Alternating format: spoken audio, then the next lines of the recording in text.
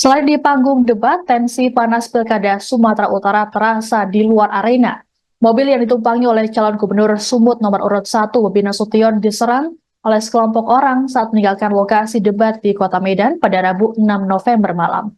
Dalam video yang beredar di media sosial, tampak mobil hitam yang membawa Bobi keluar dari Hotel Diandra menuju Jalan Pengadilan. Sejumlah orang pun tampak berdiri di bahu jalan. Tak lama terdengar bunyi lemparan benda yang mengenai mobil. Ketua Tim Pemenangan Paslon Bobi Surya, Hinca Panjaitan saat konfirmasi membenarkan insiden pelemparan mobil tersebut. Hinca menyebut mobil yang ditumpangi oleh Bobi dilempari batu. Selain mobil Bobi, insiden pelemparan juga sempat dialami oleh Cagup Sumut nomor urut 2 Edi Ramayadi yang keluar lebih dulu.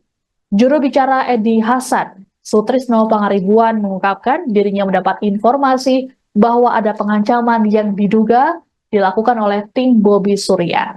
Sutrisno pun menyayangkan dengan insiden pengancaman yang dialami oleh tim kampanye mereka.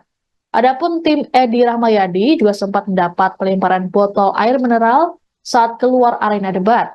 Ketegangan yang meningkat di antara para pendukung paslon ini membuat aparat keamanan bergerak untuk memisahkan dan juga meredam emosi mereka. Menyikapi kerusuhan selesai debat Pilkada Sumut, KPU Sumut berencana untuk memanggil kedua tim.